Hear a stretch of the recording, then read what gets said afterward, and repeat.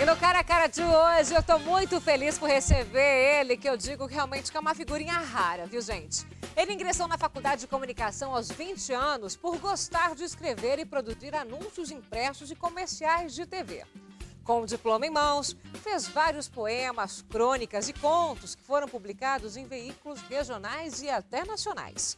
Em março de 2009, abriu a sua própria agência com mais 2 sócios, o Raul e o Rony Neves. Depois de uma viagem pela Europa, formou-se em filosofia e passou a lecionar a matéria no ensino médio e em cursos pré-vestibulares. Em 2011, conheceu o escritor Menalton Braff, que passou a ser considerado seu pai literário. Sem contar que concluiu uma pós-graduação em História da Arte. Hoje ele concilia suas atividades publicitárias como diretor de criação e empresário, é professor de filosofia e sociologia e escritor. E de vez em quando ainda pinta quadros. Com a arte e a escrita correndo nas suas veias, eu tenho a honra de receber ele, que é uma figura adorável, Matheus Arcaro. Bem-vindo, Matheus! Ô, Patrícia. Prazer ter você aqui. Obrigado. É uma honra estar aqui. Muito grata. Por favor, quero você aqui para a gente conversar a beça hoje. Quer dizer, então, que você também é professor? Antes de mais nada, eu queria elogiar a sua elegância. Você está muito bonita. Muito grata, viu? Muito grata. Você, gente, não é um personagem, ele é uma figura. Você que é um querido demais, Obrigado. Viu? Mesmo. Imagina uma aula sua num cursinho pré-vestibular. Pois é. Te juro que essa eu queria ver. O cursinho tem essa premissa, né, da gente brincar mais com os alunos, de ter essa coisa mais espontânea. E isso, inclusive, faz com que a aula seja mais interessante, né? Sem dúvida. Ainda mais filosofia, que é uma coisa geralmente tida como maçante pelos alunos e tal. Mas eu tento interagir com eles, brincar, enfim, para que a aula seja mais interessante. Deve ser demais. E você tornou isso como uma grande paixão também? Como é que está isso na sua vida hoje? Quanto isso ocupa do seu dia a dia?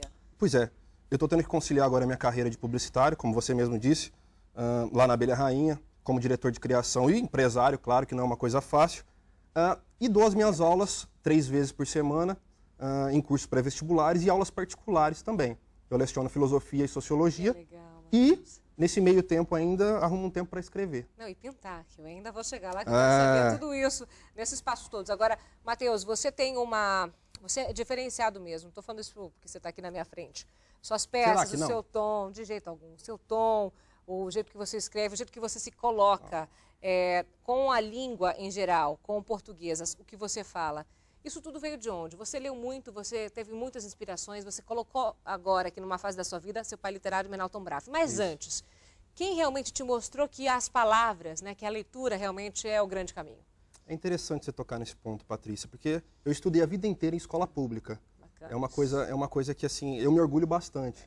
Aliás, no Dom Luiz do Amaral Mouzinho, que é minha escola de coração.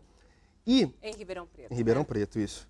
E desde cedo eu sempre gostei das letras, sabe? Inclusive eu lembro até no pré-primário que a professora me colocava do lado dela para os outros alunos não copiarem meu ditado. Mas sempre fui péssimo em exatas. Mas em português, história, geografia, eu sempre assim fui acima da média, digamos. Tinha um grande destaque. E você teve alguém que te incentivou? Foi em casa? Foi algum padrinho ao longo dessa vida?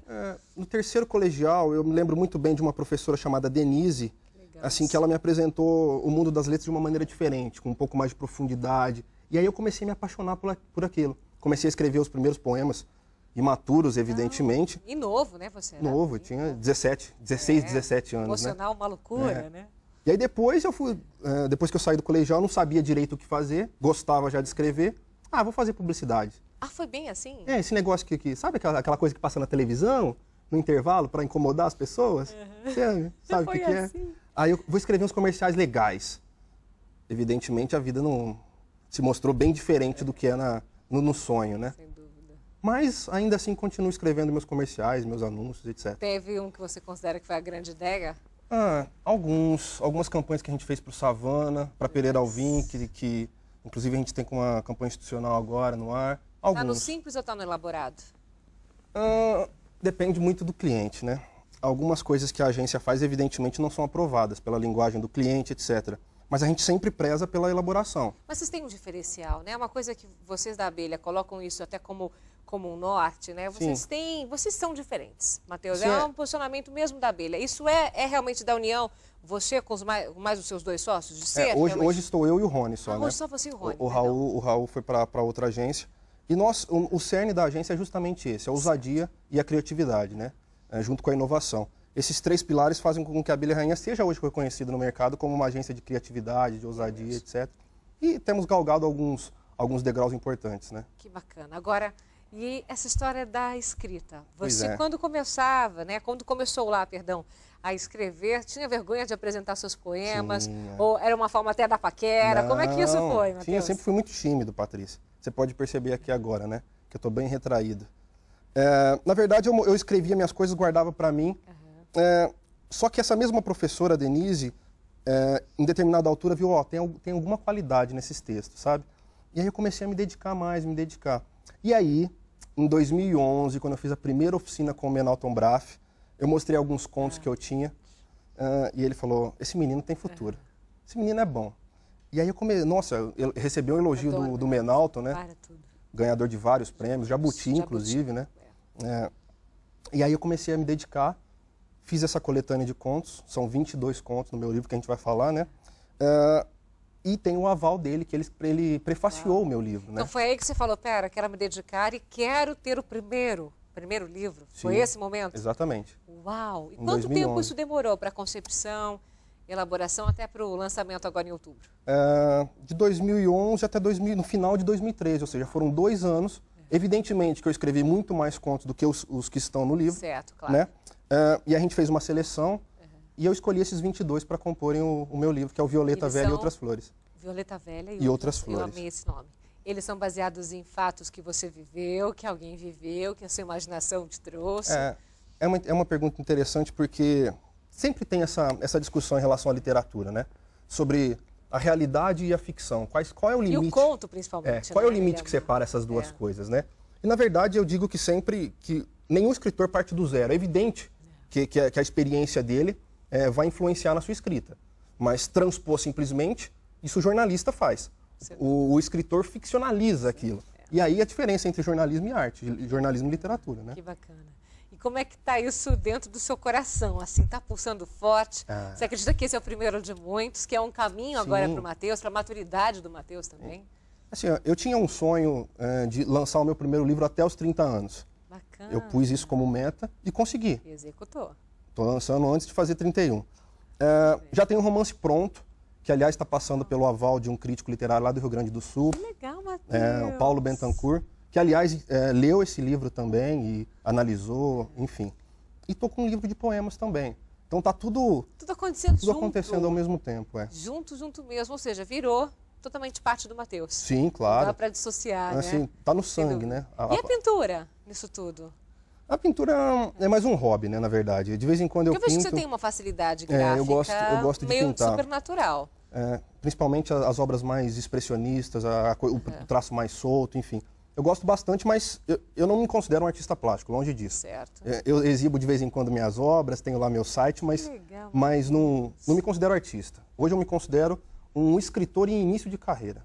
Que legal, Matheus. Muito bom. Vida longa para o Matheus, né, gente? Muito querido. Agora, Matheus, com relação a viagens, é um prazer? Você gosta? Tem tempo para viajar no meio disso tudo, de todas essas funções da vida? Ultimamente eu tenho viajado muito pouco, viu? Mas, como eu te disse, em determinada situação, foi numa viagem que eu fiz para a Europa. Eu fiquei lá 50 dias de mochila, dormindo em albergue, conhecendo várias culturas, etc. A vida é muito mais do que isso. Sem dúvida. E aí eu vou fazer filosofia.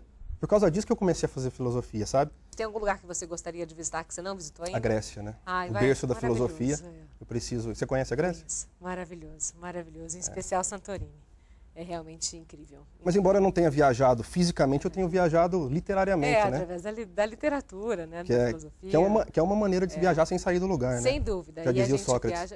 E a gente viaja e muito mesmo. Agora, Matheus, a gente vê que a sua atividade intelectual ela é muito presente na sua vida. Você o tempo inteiro está envolvido e totalmente bebendo dessa...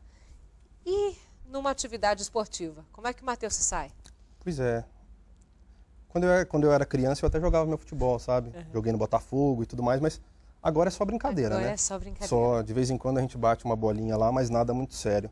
Mas é um erro, na verdade, né? Você sabe muito bem que a gente precisa fazer atividade física assim com constância. É verdade, tem que ter algo presente. E na cozinha? Os homens estão dominando agora, hein? Eu aprendi a fazer um omelete semana passada. Mentira, Matheus. É. Você jura? Só omelete? Só, no máximo. Juro que eu pensava que você dominava isso. Não, nada. Já é um progresso, eu não tenho muita hein? familiaridade com trabalhos manuais, na verdade, né? Entendi. Só pintura. Pintura, sim. Sim. Omelete, Pintura, sim. e omelete que ficou só pra ler. Mais ou menos ainda, hein? Então tá bom. Vamos então ajudar você de casa nesse momento da inspirativa sobre o que fazer, né? Que é uma loucura. A gente tá começando essa semana. Falar, e aí, o que eu vou pôr na mesa? Confira.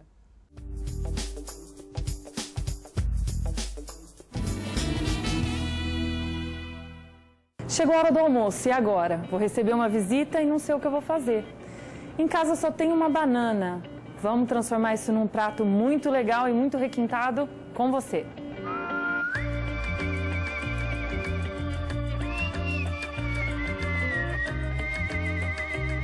Então, vamos à receita da nossa banana imperial. A gente vai pegar 2 bananas descascadas, ela já mais para o ponto de madura, tá? Porque quando ela for gratinar, ela vai ficar mais molinha, vai ficar mais gostoso. A banana verde, ela não vai ficar muito legal nesse prato que a gente vai produzir. Então, a gente tende a usar uma banana um pouco mais madura e a banana nanica também, que é mais saborosa para um prato salgado. Nós vamos fatiar a banana como se fosse escalopes de banana, né? Pequenos escalopes de banana.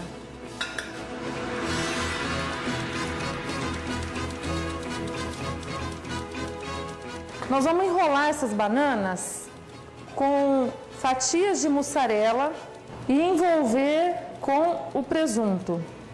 Vai ficar como se fosse um enroladinho de banana com presunto e queijo.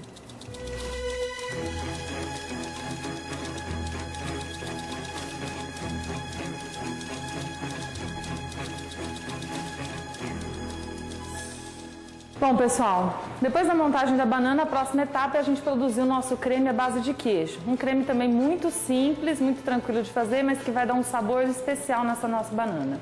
Vamos lá? A gente vai colocar primeiro o leite, queijo cremoso e um pouquinho de farinha de trigo, só para chegar no ponto. A gente vai mexer um pouquinho para dissolver e vamos levar ao fogo até ele engrossar.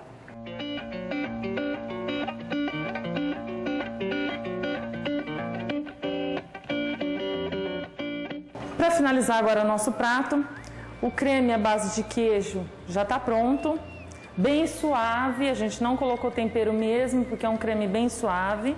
A gente espera que a banana e o presunto apareçam muito mais do que o creme de queijo. E a gente vai regar aqui a nossa...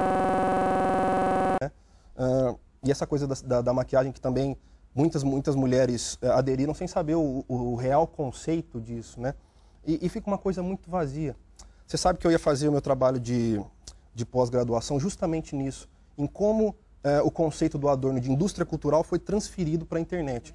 Porque nada mais é do que simplesmente comentarem o que está acontecendo na mídia de massa. Não é uma mídia que poderia ser revolucionária, poderia ser ativa, mas na verdade ela é reativa. Exatamente, concordo plenamente com você. Matheus, como é que fica então o lançamento do seu livro? Convida todo mundo. Eu gostaria de convidar a todos para o dia 16 de outubro, numa quinta-feira, mesmo que caia um temporal, vai ser no Palace, do lado do Pedro II. Em Ribeirão Preto. Em Ribeirão Preto. Certo.